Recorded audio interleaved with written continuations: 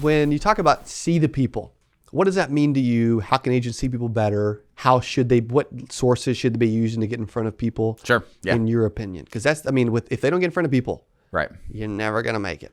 Yeah. I mean, it's simple, but it's complicated, right? Mm-hmm. Like all sales woes come from the lack of prospecting. If you're not out there knocking on doors, making phone calls, filling your time, trying to find buyers, yes, then you're going to fail. Everything works to a certain degree. Some things work better than others. Of course, I have my preferences for things like face-to-face final expense versus telesales. Yep. But the core of it is going to be a large volume of prospects. It always is.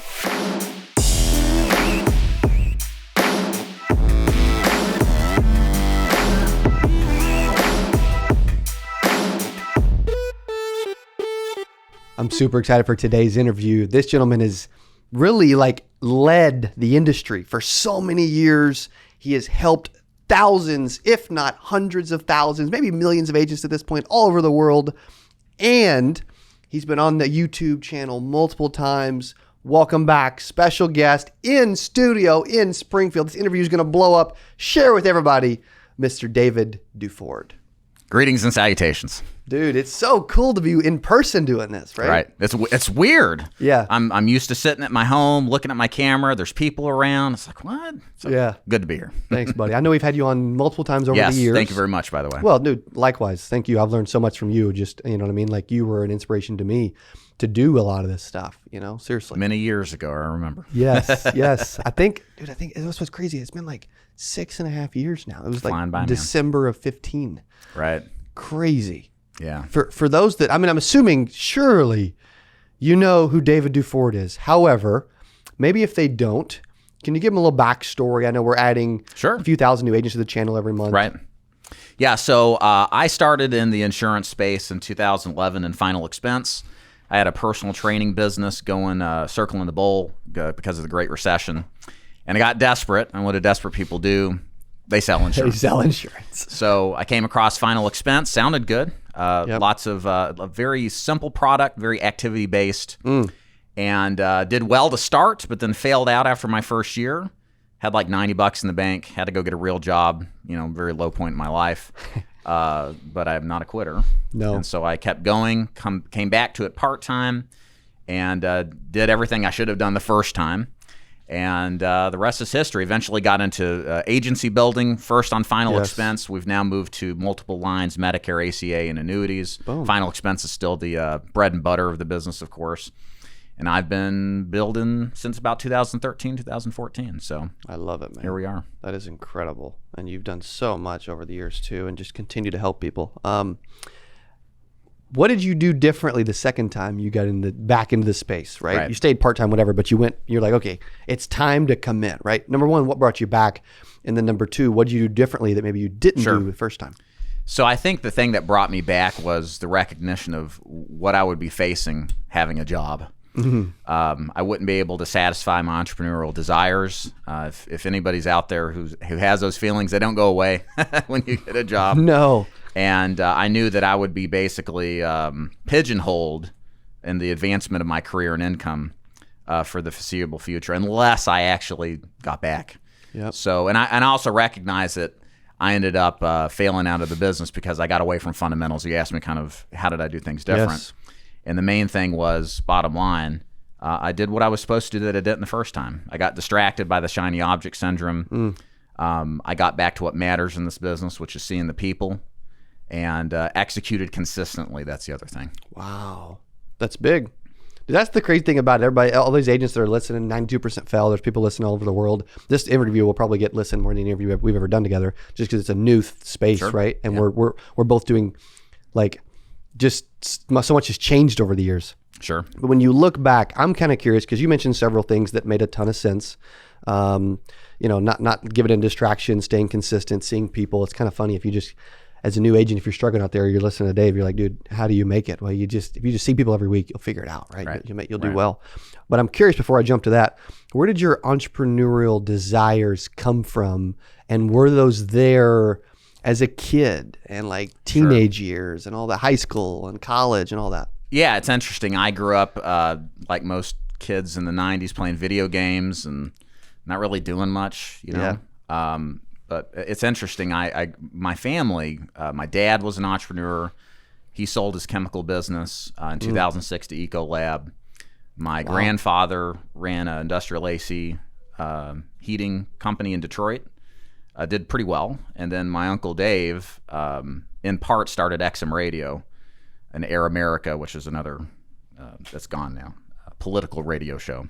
So it's in the blood. It's kind of in the process. And I think as I got through college and seeing that I might have to get a job, it became more prevalent as I started to mature and kind of wanted to tap into what the men in my life had. Yes. How old are you? What year were you born? 84, so I'm 38. Okay. 37, not 38. Dude, you're old, bro. I know, man. You'll be there soon. I will, man. That's like, dude, it's like, I got to slow down. It's crazy how fast life goes. Yeah, it is. I'm looking back. I'm like, that's crazy, right? So, dude, I feel like you've been at 38. We got a lot of millennials coming to space, right? I feel like you are like Uncle Dave. Like your Uncle Dave was for you. Yeah. Right? Yeah. Well, his name was Dave too? Yep. I think you're Uncle Dave now for the insurance industry. Well, thank you. And you put out like, dude, I mean, you've put out more videos than we have. You probably, I mean, is there ever a day where you don't put out a video? Not now. It works too good. Yeah. It's so insane. Like, Right. It's so impressive. Like, he talks about consistent. He's living it. He's doing it. Like, I want you to talk about, I'm kind of curious about, actually, before I go there, I got another question. Why do you want to be Uncle Dave, even though that's not really, right? But why are you doing what you do for the space? You know, For so long. I just enjoy it. You know, I've always had a creative side to me, and I like creating content. I like helping, and you know, this business is just rife with misdirection and fluff, and I think there needs to be some kind of sober, you know, no BS talk to kind of weigh that out. And When you say sober, is there a bunch of just drunk advice going on, maybe? Or I think so. I think it's gotten better actually over the year with YouTube and with people having the ability to search and check and look around. That's helped, you know, level the playing field where 10, 15 years ago wasn't around. Yeah. So I like playing that role as just, you know, help without any expectation of return, which interestingly enough, as you probably know, returns a lot. Yeah. If you just give to people and you'll get propensely a great amount back. Yes. Speaking on that, how do you think the industry's changed? So if you look back 10 years ago, you've been in the business how long again? 2011, so 10 plus years. Yeah. So 11, 12 years ago versus now. You coming in then, an agent jumping in like brand new, unlicensed, just licensed, coming into space now. What do you see that's different? I mean, definitely the access to information, as you mentioned. Sure. What else? I don't know. You know, it's interesting. It's not really that much different. I mean, there's different leads. Sure. There's different agencies you can join, but there's not so much different about the business that it hasn't fundamentally changed. It's still the same business. We haven't seen an Amazon or an 800-pound gorilla come in and scoop up market share. It's still an agent-driven business, which is great because a lot of sales professions have changed profoundly in the last 10 years. Yeah. So for me, it's not much has changed. Yeah. And that's a good thing for us, I think. Yeah, I think so too. I think too much could definitely be detrimental to an agent. Sure. You know, is there a timeline where you predict, silly question, where you predict that an agent is ever useless? I don't think so. I think you'll see the InsurTech stuff come in to some extent, but I don't ever see it replacing the guy or gal that gets out there and gets in front of people. There's always going to be that market of people who need an agent to help, that need to take that person across the finish line to close the deal. Because the nature of insurance is, you know, you have to sell it. It has to be sold. It's not bought. You don't go to the grocery store to buy a policy. You know, you have to have somebody come to terms with it and say, hey, you got to get this because this is important. Yes. It's so true. Yeah, it's so good. I mean, and I agree. I don't think it's going to change a bunch, you know. I think they will always be needed and necessary to have someone. I mean, it is, dude, I still think it's the number one career on the planet, you know. Yeah. I mean, seriously. I think it's the best unknown business that there is. It's incredible how this business is. It's just the opportunity, what it can provide, and still a few people know about it. No doubt. Well, you're bringing a lot of people into space, right? We both are. And so thank you for what you're doing there, because there's so many people that maybe want a taste of what others' careers are. And then they find the first place they go is Google typically, right? And it's not like a career fair. They're not stopping at the insurance booth, right? But if they're ever curious, they're finding us probably initially on YouTube and be like, hey, what's this really like? You know? Sure. What's this Uncle Dave guy got to say? You know?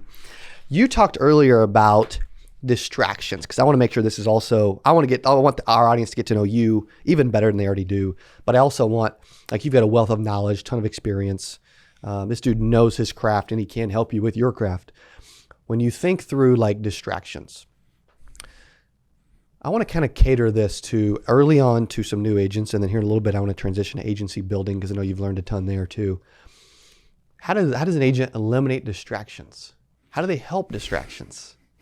Can't totally eliminate them. I did a YouTube video. I was like, guys, and I may go against the grain here, Cody. Sure, please. When you find your guy or gal you're going to work with who's your mentor and train, the best thing you can do is put blinders on, turn the YouTube off. Yeah. Listen to what they have. Don't listen to me anymore. Listen to what they say. If you feel like in your heart of hearts they're your person. Yeah. And the reason is, and I think this is a big issue that many years ago didn't have happen, is there's everybody's got something to sell you, or everybody's got something they want to share with you. And it's not that it's bad. It's just true, though.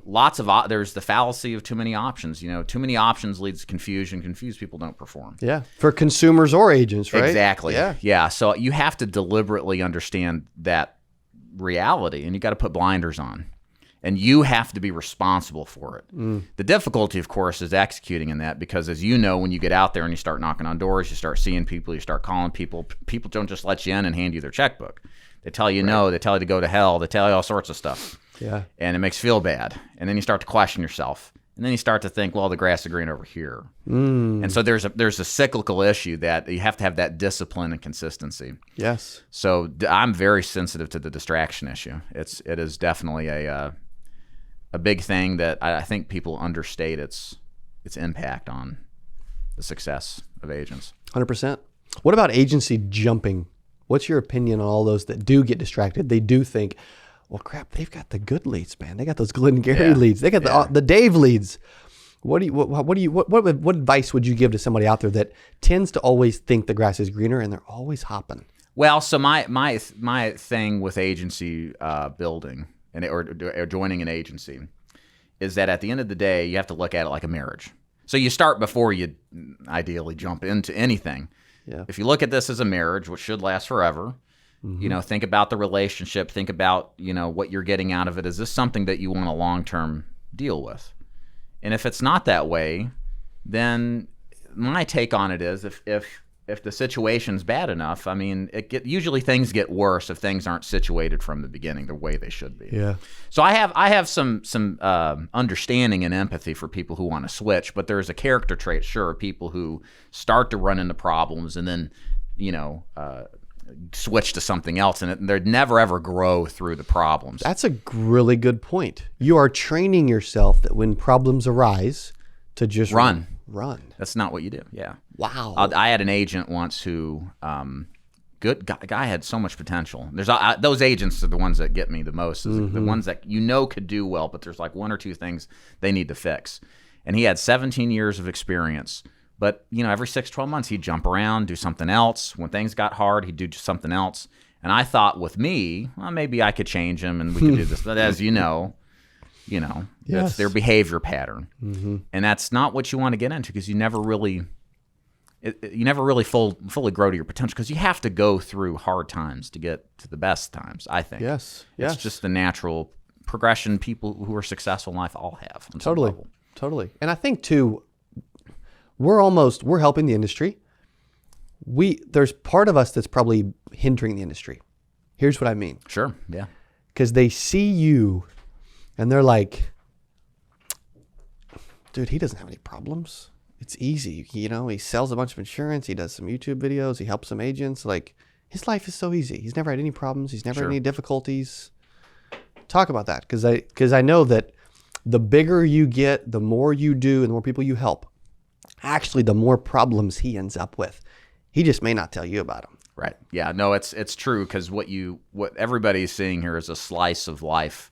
It's not the totality of the summations of the ups and downs, and you're seeing a produced version of who we are, and that's liable to be interpreted different ways. And I totally agree with you. And I don't know what the answer is other than to address it. It's like, hey, look, every business, and you'll find this out as you get into business more, as you mature. Like, most people who arrive at something great, man, they struggled, so they understand, and you don't see the whole entirety of it. Yeah, and so you just have to have that kind of perspective, right? Correct. But it's hard to have that, and I get it.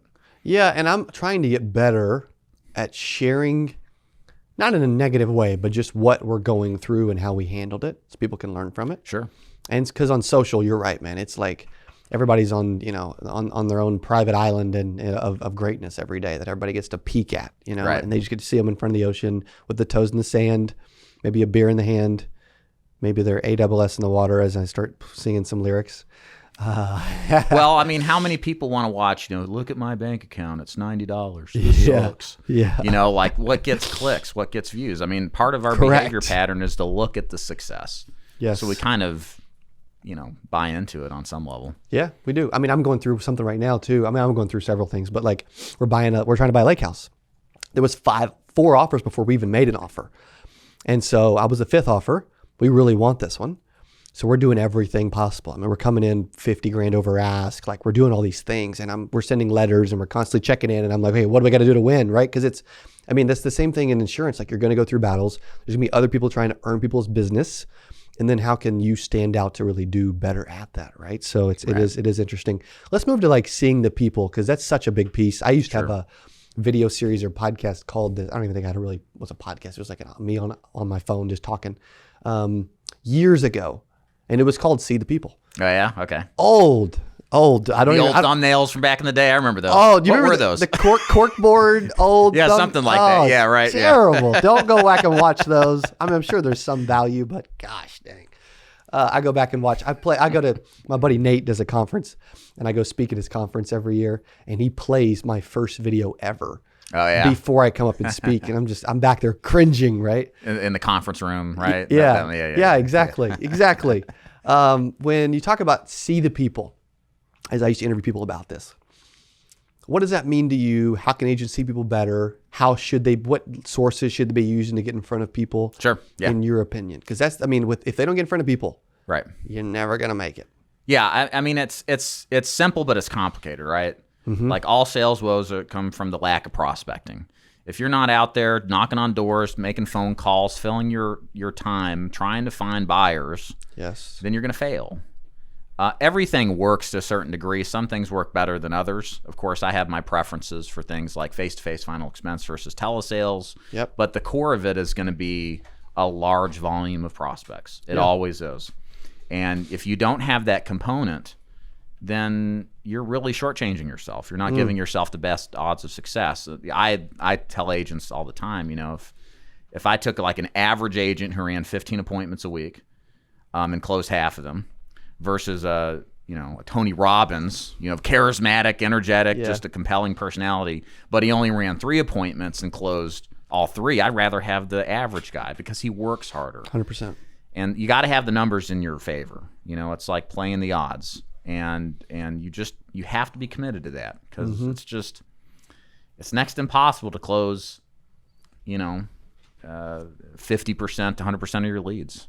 Unless you got some special mousetrap, which most of us don't. We're working. You don't have one? I don't. By now? No.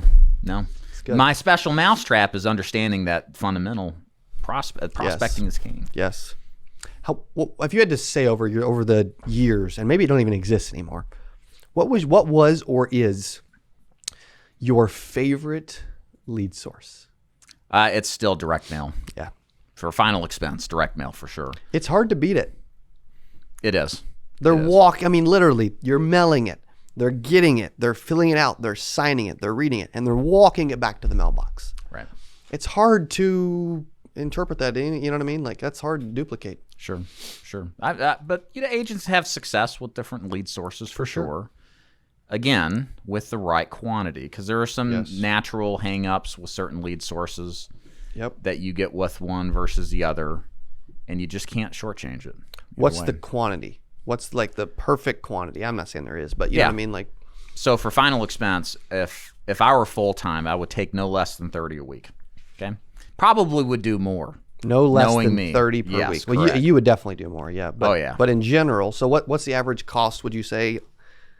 Depending on the state, 35 to 45 a lead. Definitely has gone up more. But So it's an investment. $40 on average? Yeah, each? I think that's a for good a place good to one. start. I mean, yeah, you can get cheap ones and you can get. Correct. Right. Do you like the Walmart $5 Walmart gift card lead? I did really well with those. But mine said life insurance on it, so there you go. That's another variable. What does the card say? Yes. But on some level, people the people are gonna buy are gonna respond to all of that stuff. Yeah. And the thing with the more generic leads that people complain about, which I understand, but you have to understand the nature of the direct mail. It's leverage. Mm-hmm. It's leverage to get in. And so there's a certain way you work a lead to just get a presentation.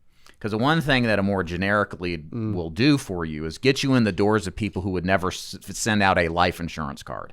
And then they're like, hey, I've got so-and-so company. I'm fine, but it's actually overpriced, and you can replace it, but now you're in the door, and you have an opportunity that probably nobody else will ever get into because, they don't know how to rebuttal and get through that process. So, so I bring this up because you mentioned the generic, the Walmart, and there's different variations. But I think everybody fundamentally has to understand these are opportunities to just get in. There's a serendipitous outcome in many occasions just by getting in the door and talking to people. Yeah. If you think about it any differently, you're setting yourself up for failure for sure. Right. That's good. So $40 each on average, whatever, right? Different states. Right, sure. Not all the same. $30, 30 leads minimum. That's $1,200 a week. Mm-hmm. What should the average agent out there, what should happen? Because I'm going somewhere. What should happen from that $1,200 spend? I think, I would want that agent to close 20 to 25. And I'm being realistic here. Agents do better than this. Agents do worse than this. So this is like challenging but achievable, what I'm describing here. Good. I'd want them to close 20 to 25% of those leads, so 6 to 8 roughly. Yep. Average premium, if you sell the premium like we do, or if you talk about inflation to help kind of build the need more, I think it should be $800 in premium. I do too. As far as an average case, some will be smaller, some will be bigger, but this is how it is. Yes, just under $70 a month. Yeah, that makes sense. Yeah, and the outcome would be cash flowing. I'd want to see an agent cash flow 2.5 to 3 to 1, meaning after it's issue paid next week or two, you should get that much up front. And then for the totality of the year, 4 to 1 would be the goal, cash flow. But agents do better than that. But again, I'm being stressed the realistic aspect of this. Yes. And those are numbers that you can scale with really, really well. Totally. I mean, $4,800. This you're not even including commission rates, right? But you in advance, $3,600 plus, right? Worst case scenario, typically, right? Off of a $1,200, 3 to 1 investment. Why wouldn't, so let's just say that an agent's out there with no money, but they know they should do this. What would you say to that? Yeah, good question. So it's tough. This is the answer. The answer is easy. Most don't even do this. Yeah, correct. Right. So there's a couple options here. One, you could do something called seminar marketing. This is where you go into senior living facilities, do 10, 15 educational events. Education naturally sells, so you'll get people who want to buy from you. They cost as little to nothing to run. They're all over the place. It's a great way to basically build a war chest so that you can do what we've described. You can do something in the middle and say do some kind of digital lead. One of the things that digital leads do is it's a faster turnaround. The weakness of fresh direct mail is it takes weeks to get. Facebook or digital leads take days, right? So it's a little more cash flow friendly. Yep. So these are the things I would do in the meantime. The other option would be something like maybe possibly getting a part-time job and just saving. Okay. There's nothing wrong with this. This business is so awesome. It's worth taking the time to do it right. No doubt about that. So if it takes a couple extra months to Uber or wait tables, whatever, it's 100% worth it. So what if somebody, so in this example, should they be investing $1,200 every week? Yeah. Oh yeah. No matter what. Yeah. So okay, if that's the case, how long does it take for the mail to come back? 3 or 4 weeks. Okay. And then how long after that for them to get paid? A couple days. Okay, that's quick. That's good. So especially with what you're doing, right? Yeah, for if sure. you think through that, they're probably looking at $4,800 minimum without getting any money back. Is that fair?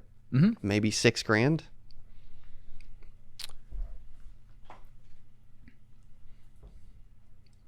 It's interesting because most people come in the industry without $6,000, $4,800. However, they should be doing this every week. What do you think about getting a credit card and putting on a credit card every week? That's what I did. Okay. As my last, and look, not saying you should do this, your decision. Yeah. I had hang-ups about this for years. Put legal disclaimers.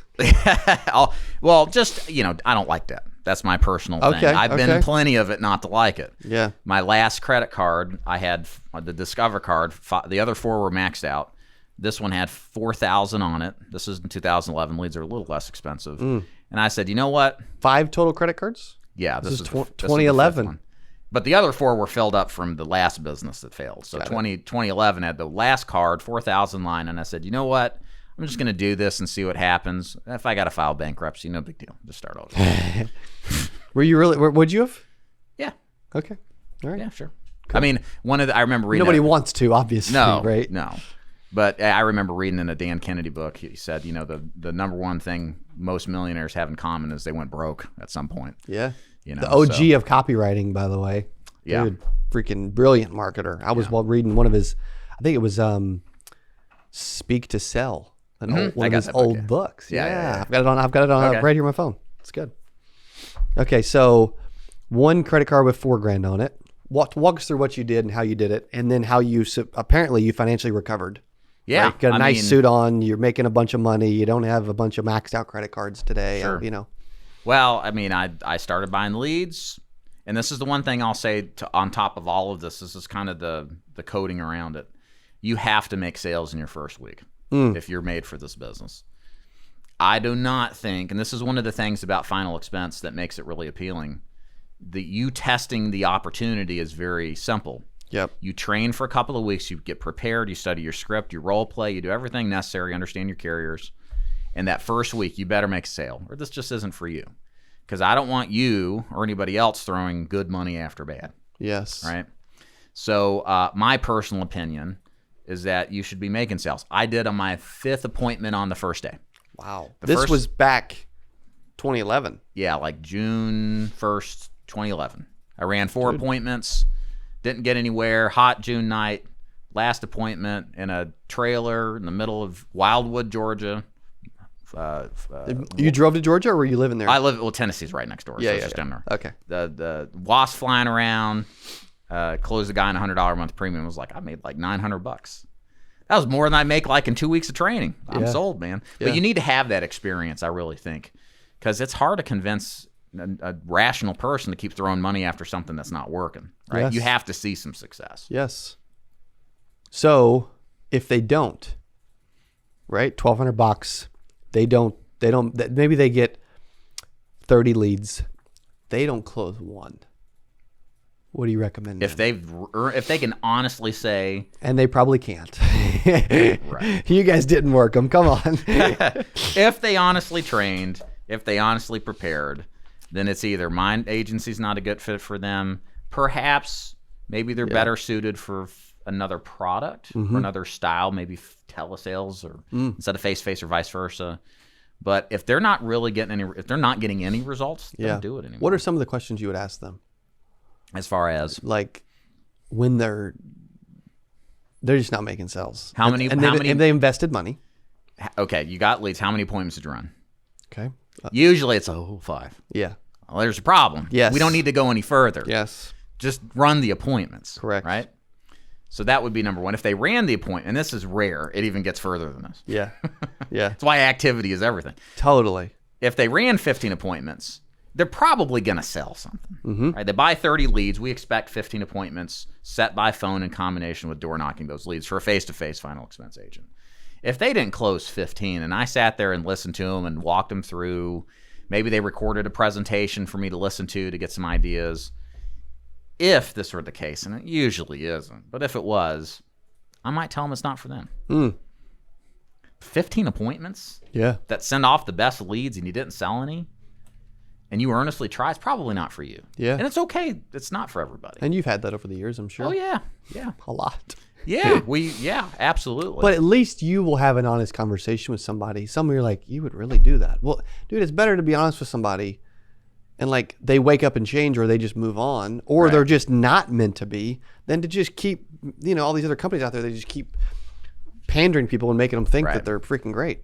Right. Yeah. No, if they're not. No, this isn't meant, this is an extraordinary, if you want extraordinary income, you have to have extraordinary skill. Yeah. And discipline and consistency. It's a simple business, That's but it's the big complicated. thing. Yeah. That 100%. It's the devil's in the details. It's the execution of the strategy over time for most. Dude, we're not even close to being done. Man, I could interview for hours. Yeah. Like, we may just do a YouTube-a-thon. Uncle Dave-a-thon. Yeah, Uncle Dave and cousin Cody, since I'm a lot younger, for 24 hours, right? That'd be hilarious. I would pass out eventually. How do you recommend they work the leads? So there's some people that buy them, but they're not getting help. They're not getting mentorship. They're not getting training. They know they should buy them. Like, they have to have leads to succeed.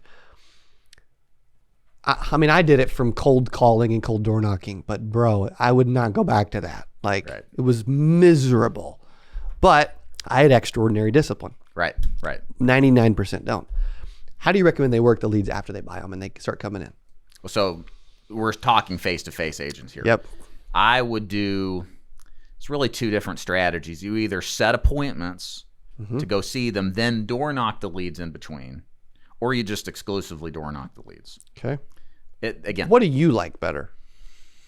Because I know you've done a lot of both over the years. If you were to ask me, okay, what are the best odds of getting in the door, getting results, etc., I would say door knock exclusively. Yep. Also, most people don't come batteries included where they're like really good on the phone when they first get in the Different space. skill set. Yeah. Different skill set. And it psychs people out. But door knocking, it's, they sent the card back. Yeah. You show what they sent. Correct. You did this. That's why I'm here, right? You develop that mentality of, I'm just doing what you asked me to do, which is deliver information. Some people are even afraid to say that. I'm just doing what you told me to do. Yeah. What you asked me to do. Yeah. Right? Some people kind of like dance around that stuff, and they won't like hit somebody between the eyes and be honest. Yeah. Because they did request for us to come help them. They know you're coming by too. Correct. They've sent, how many cards people sent in? Yes. I had one lady. It's never the first. That's what I've learned. No. Like 99.999% of the time, they've responded to something else. Yeah. So look, you're not the first time they've ever talked to an agent. Yeah. They're going to play games and act like they've never done it before. And it's not just for insurance. They sent off like bath fitter, cards and water filter cards. I mean, that's what they do. It's their behavior pattern, right? So you got to get good at getting in the door, showing the card. And I think that a new agent just getting started is going to have more success there, because the other thing you completely avoid is just the fatigue that comes from the general American tired of their phone ringing all the time. Yes. That's more of an issue. It's not to the point where it's impossible. You can still set appointments by phone, but it's a lot harder. People are shorter on the phone. They're gonna treat you in a way that's not the same that you would be at the door, showing them what they sent back. So for me, if I was a betting man, I'd send the agent out to exclusively door knock. Does it take more time? Yes. You got to put a little more gas in your tank? Yes, but we're not talking about being efficient here. Yeah. Effectiveness comes before efficiency. Yes. Make some money first, get good at this business, and then worry about fine-tuning the efficiency quota. It's so much harder for people to hang up on the phone 100%. than hang up at the door. Yeah. Slam the door on your face. They're just nice. And nobody comes by the door. That's the thing, is like more people, there are exponentially more people calling than there are just showing up. And so if you bother to go show up in people's door, you're at an advantage from the beginning. Yes. And you keep doing it, you're going to get better at it, you know? And you're going to get to where you just get in most of them, Right. I mean, you probably would, I guarantee it. What's the pitch at the door? What do you say? So I say, you're Mrs. Jones, right? Hey, this is David Duford. I'm here about this card you sent in requesting information about our new state-regulated final expense program. It's my job to deliver the information. What you do with it's up to you. You want to sit out here in the porch and talk, or should I come in and sit down? Boom. Now, there's a couple little things. He said that over the years. Yeah. So a couple of things I'm doing physically, because we have to verbally tell them what to do. Then we also have to physically direct them, because as you know, the pitch starts right there. Yeah. The rapport building, the trust, the leadership, the control. So I want you, what I would recommend to agents as they're saying this, again, you got to get comfortable doing this. Wipe your feet, look down, point to the porch or come in, shake your hand, look in like you're telling them, yes, this is what I want to do.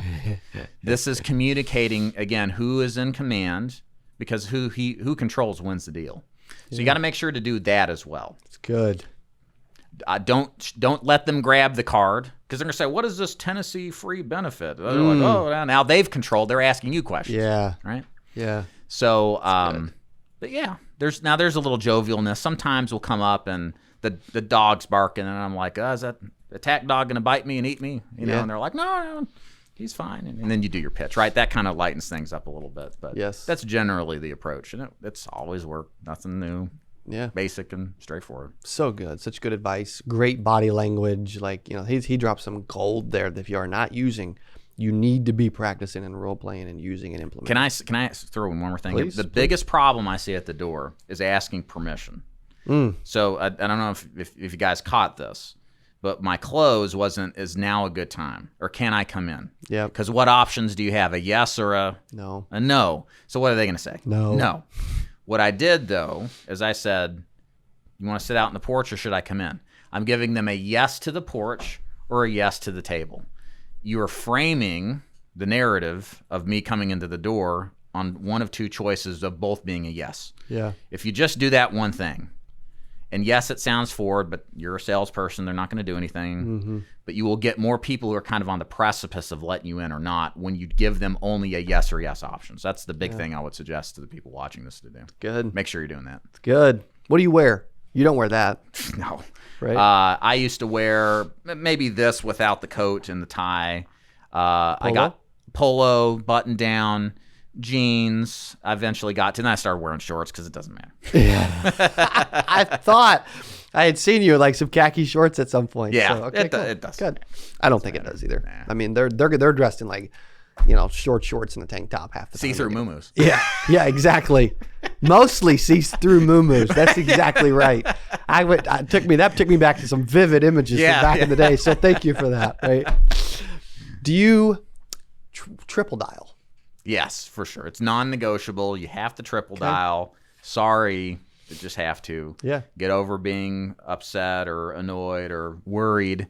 They will answer the phone way more. They'll be a little concerned, like, who is this?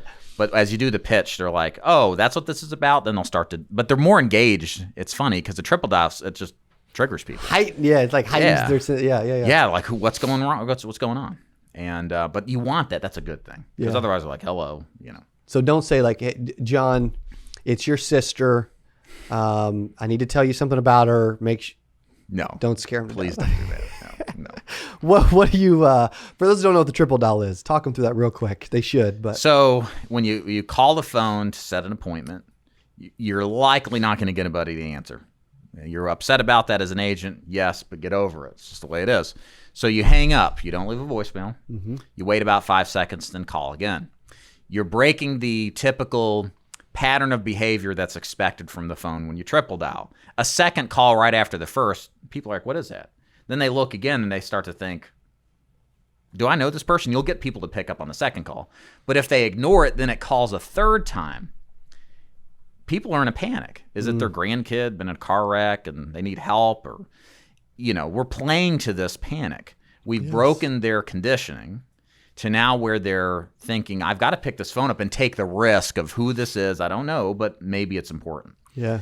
You have to do that every single time you call. Telesales, face-to-face, anytime you're operating the phone, period. Good. Anybody ever invented the quadruple dial yet? I had a guy who would say, you know, if you're calling and it goes right to voicemail, they're hitting the red button on the phone, so you know they're there. He said, I'll keep calling them until they pick up. You got to be relentless, man. Like 8 calls or what? That dude will definitely succeed, though. He sold 500 Medicare plans last year, so I'm not arguing with him. Yeah. Dude, I mean, yeah, exactly. And that's the thing. Like, we have people out there that are selling like, they sold like 26,000 last year. And they're like, I would never do that. Well, that's also probably why you didn't, now you're not selling $500,000, right? Right. Yeah. And it goes back to the old adage of like, if something's working for Dave and he's experienced and he's helping a lot of agents, just do what he does. Just do what he says, I think one thing that's always, and this has been my personal shortcoming, is I'm a person that has to understand why before I'll do it. Okay. And I think that's a good thing. Okay. But there's so much time that has to pass before many times you understand why. Mm-hmm. When you could just shortcut it and just do it anyway, even though you don't understand it. Yes. And that is really important for people to understand, because some of the stuff that I teach now, I didn't understand for years. And so I did something else that wasn't as effective. Yeah. And it's, why give yourself that burden of knowledge? Yes. And this idea you have to totally understand something before you just do it. If you trust the person and they get results, take their word for it. Yeah. There's that's very important. There's so many agents that want to know everything before they do anything. It's like this analysis paralysis with new agents, and it drives me nuts. I'm not going to lie. It really does. Yeah. Yeah. What about putting in a bottle of water order?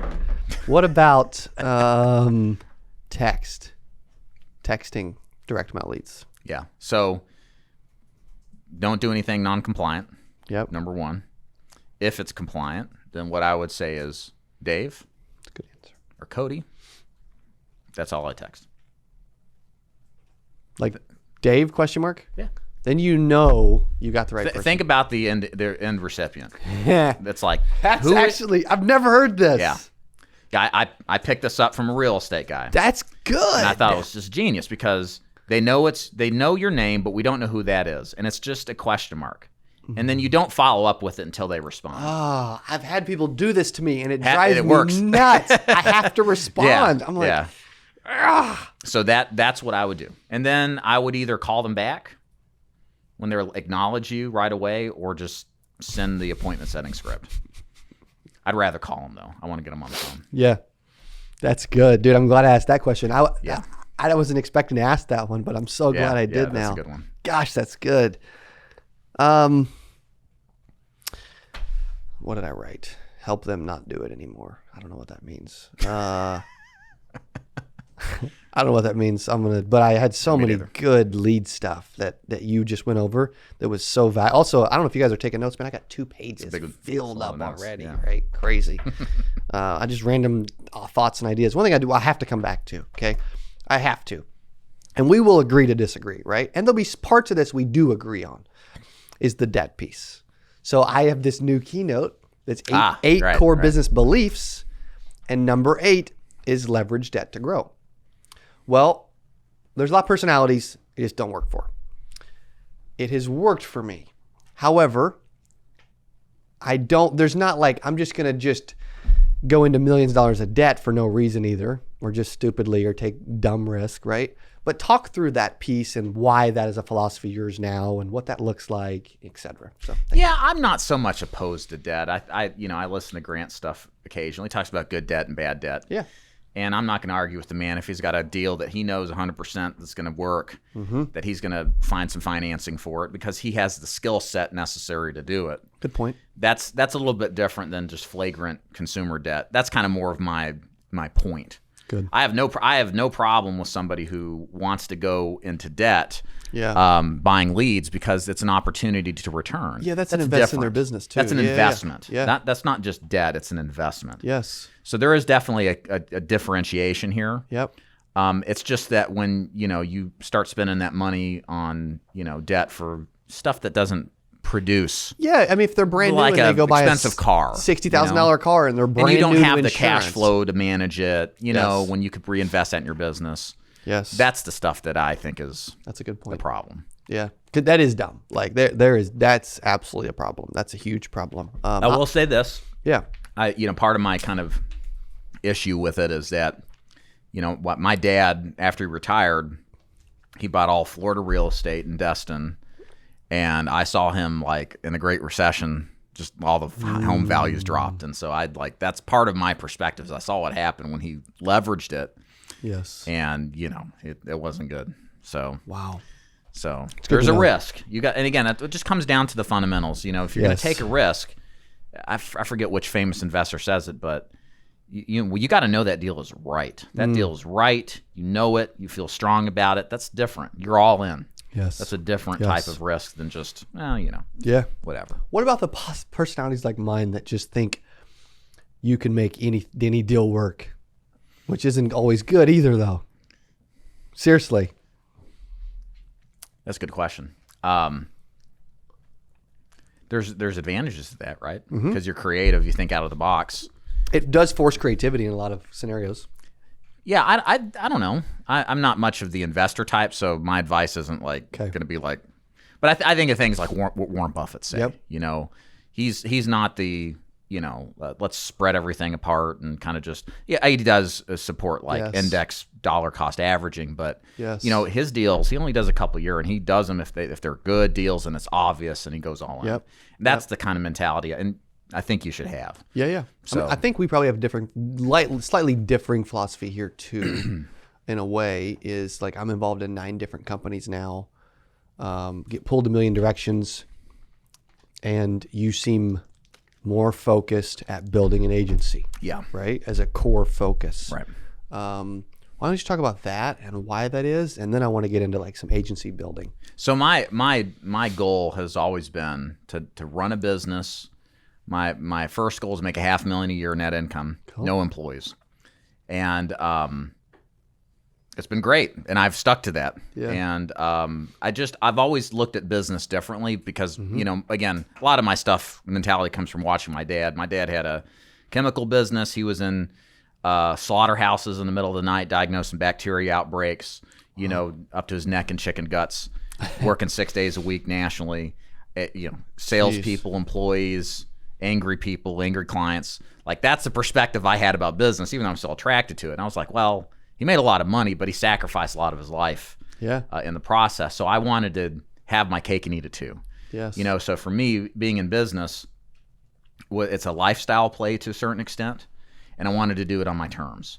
The business of agency building, if you do it right, is just extremely lucrative. Gosh, it's so it really crazy. Is. It really and is. I haven't dove into it like you have, but man, you can help a lot of people change their life, right, and make a ton of flipping money doing it. Right. It's crazy. And it's just not slowing down. It just compounds. I mean, I think it's probably, I help my dad a little bit, like I don't totally ignore it, but man, it's, is there a more lucrative business model in the world than building an insurance agency with Downlines? No, I don't know. Maybe there's something in real estate that rivals it, but maybe, crap. yeah, for sure, yeah. Gosh. Well, but the thing again, the devil's advocate in me has to caution you when you build an agency. It's not just people giving overrides hand over foot. Correct. You got to take care of your people. You got to train them. It's way harder. Them. Yeah, and you're co-signing a bunch of people's debt. That if you don't do any of this stuff, or you get one bad apple, it can cost you big time. Yep. So it's lucrative, but it's risky if you don't have practices in place to help kind of control for that. Yes. I don't think everybody's right for it either. No. Maybe they're right to recruit into an organization like yours, but they're not to have like their own organization like yours, if you know what I mean. I've gotten to the point in my agency where, the consensus in the bigger realm is the way you make passive income is through building. But I don't think most agents should do it because it's a lot harder than I think it looks. I think more people would have success if they're thinking about building a passive income to sell Medicare instead. Yeah. So I've talked a lot about Medicare as a way to kind of tap into that passive income lifestyle business. Yes. But I think without a lot of the shortcomings that come with, agency building. It may be the most lucrative passive income production standpoint. I believe it is. Yeah. I believe it is. Yeah. There's a lot of attractions to the life insurance recruiting piece. Right. Just because of how simple it is with all the details and the layers and, less compliance and certifications and all the other stuff, right? Like it's just good. Sure. What agents do you own and run Duford Insurance Group?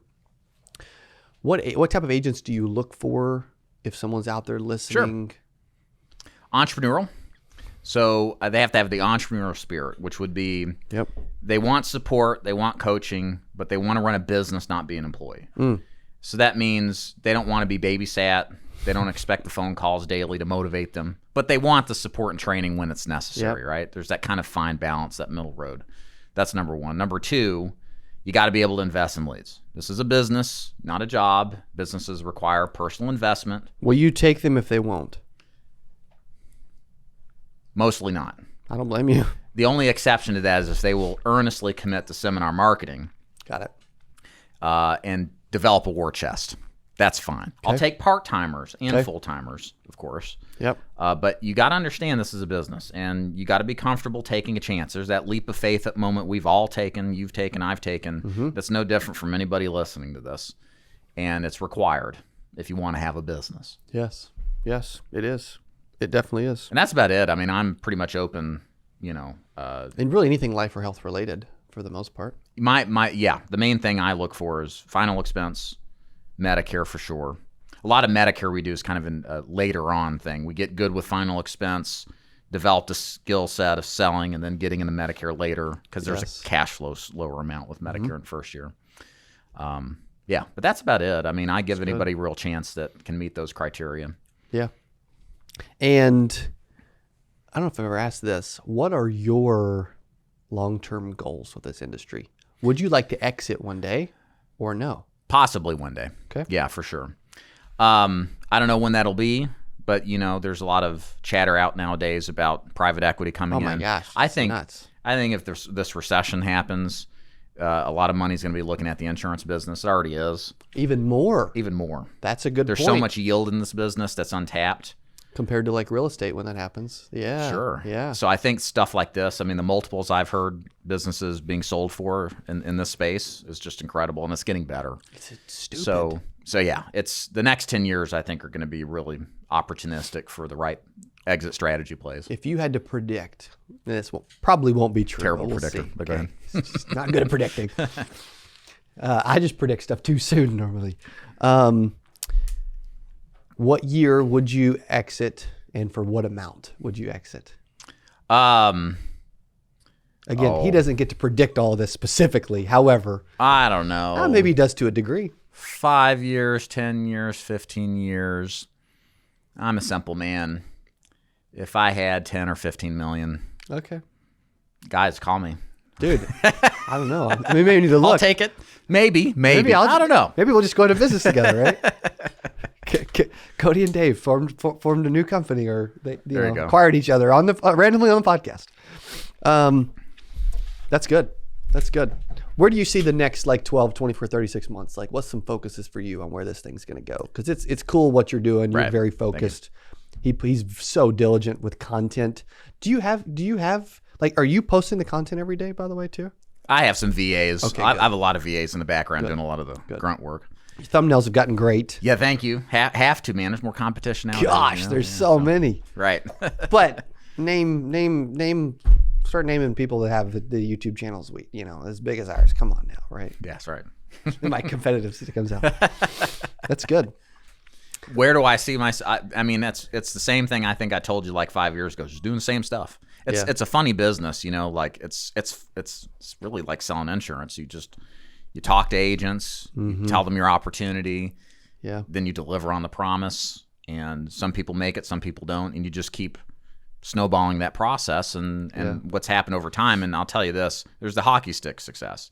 It took me many years of doing the basics and the fundamentals, and then it just took off all of a sudden. Crazy. Really, in the last couple of years, it's just been incredible. Awesome. But I'm just going to keep doing the same thing. Nothing really that different. I'd like to get a little more ACA. I think the ACA has some opportunity in it. We're doing some stuff with the ICRA plans and the small employers. I do think it has more opportunity than people realize. I've been around some players. There's no question. Yeah, I think that's probably the best play coming down the pike. Besides Medicare. Medicare is going to be great next 10 years. It stays good. Yeah. ACA, I think you got a great opportunity there. Final expense is great. It's all good. That's all good. It's just again, just like I said, fundamentals, stick to the basics, nothing unusual. I want to go a little personal for our last few minutes, if that's okay. Sure. because I don't think we've talked about this type of stuff too much. Tell us about your family. Yeah, sure. So I've been married since 2008 to my wife Laura. We met and y'all have a Goodies out here. Remember that retailer? I don't think so. Goodies? I don't know. Dylan's younger than me. What am I doing looking at him? It's like it's like a TJ Maxx, I think. Oh, we have TJ Maxx. Okay, so she worked in misses, I worked in men's. Where's Brett? He's older than me. And we were 17. I went to school at Boston University, left her, but we had a long distance relationship. Talked every night, free minutes after 7. Wow. And we got married in 2008. We have 4 kids. My son's 12, almost 13. Wow. Loves piano, excellent piano player. It's incredible. That's cool. My twins are 8, Eve and Emily. And my youngest, Ella, is 4. So that's awesome.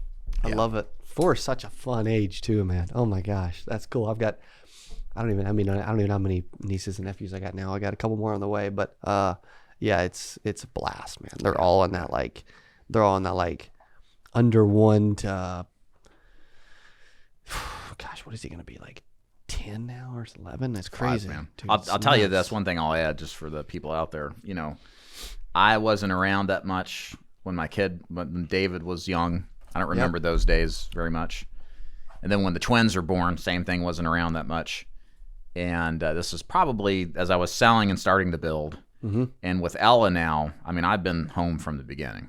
Like, just, you know, Dad always is in his office. She always stops by and talks to me and says hi. Like, and now my kids, you know, I'm around all the time. I'm there to take them to events, to be a part of their lives. And that's the thing that this business gives you, man. Like, dude, it's so good. You know, but there is the price to pay. You know, it just doesn't happen overnight. It's a process, just like anything worth having in life. You got to sacrifice, you know. Yes. But it's been worth it. Dude, when you do, man, this special stuff happens. Yeah. You wake up and you're David Duford one day, you know. Favorite food? Calzones. Calzones? Yeah, what? Dude. Whoa. Double That's pepperoni. a random answer. Oh, yeah, that's my cheat meal, man. What kind of calzones? There's this place in town called Loopy's, and it's like this big double pepperoni and cheese. Oh, dude, that sounds amazing right now. We should have had some of those today. I know, I'm starving. Hey, man, I'm on my diet. And we're about to eat for sure. We got to eat after this because I'm starving too. Cheat meal on Friday. That's good. Person who has impacted your career the most? I don't know, nobody. Okay. That is tough. Honestly, that's really tough. Favorite book? Yeah. Or favorite person to like listen to and follow and read about and like that kind of thing? I don't listen to many podcasts. I don't. It's weird. Okay. So I'll tell you this. I used to read about business and marketing and copywriting, and like Dan Kennedy is somebody I'll bring up a lot. Yeah. Frank Kern. I've done a lot of his courses. He's solid. Randall Baskin. I always like to talk about his book. He started American Continental. He sold it off to Genworth before it was sold to Aetna. Okay. And great story if you can find it. It's called Growing Rich. It kind of has the same color scheme as Think and Grow Rich, Napoleon Hill's book, right? Yes. So that's Napoleon Dynamite. Right. Yeah. But I would say it's more of like the practical application of Think and Grow Rich. You know, how he takes the principles. W. Clement Stone is like that too in the insurance business. He was kind of he actually hired Napoleon Hill when he was broke later on in life. Wow. And but he's the more practical side to the kind of just general philosophy of Think and Grow Rich. Yes. What do you do for fun? Jiu-jitsu. Seriously? Yeah. Bro, remind me not to mess with Dave today, man. I don't know none of that stuff. I'm a 3-stripe blue belt. I hope to get my purple belt here the next year. Dude, that is freaking cool. I would love to see you, attack somebody while we're here. Not me, but just to see you in action. Kidding. Dude, that's cool, though. It's something I would like to eventually do that I haven't done. It's just some self-defense stuff, you know? Yeah. No, it's hope I never need it. There's so much in common with business and jiu-jitsu. It's funny that there's the parallels. Yeah. Is that the one you recommend? There's so many. Oh, yeah. Yeah. I think it's the most applicable, right? Most fights end up on the ground. That's know how to defend yourself. Yeah. Right. I got in a fight I never told this story, in a flag football game years ago. I'm talking years ago. Yeah. And I walked,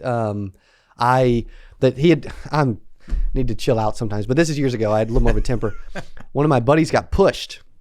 And so I went over and like pushed the guy too and pushed him back. And then this guy in like a Rocky t-shirt, which is funny because I'm a big Rocky fan, Rocky t-shirt, bigger than me, runs onto the field to come after me. I blacked out. A minute later or whatever, I wake up, I guess, and I'm on the ground at the bottom of this pile, and I've got the bigger guy with the Rocky t-shirt in a headlock at the bottom of the pile, and all these guys are trying to get me off of it. And I'm like, unless you guys get off me, I ain't letting go. But they're like trying to get me to snap out because they're like, this dude's gonna put this dude to sleep, you know? Oh, wow, yeah, right. Well, I don't know any jiu-jitsu, but apparently I can put somebody in a headlock. So there you go, right. I don't know where that came from, but it did. Right. What advice would you give to, in closing, what advice would you give to an agent out there on just career advice, business advice, you know, something different maybe that you don't always give on your videos? Man, it's in there somewhere for sure, but you know what I mean? Like there's just people that need maybe some direction, some inspiration, you know? I mean, you're going to be alone in your decision to do this business, and you better just accept it. Your wife probably won't support you. Your family probably will think you're stupid. You're going to kind of be alone. And that's just the way it is. You know, that's part of being a leader. And nobody can see what you can see. And don't expect them to see the vision like you can.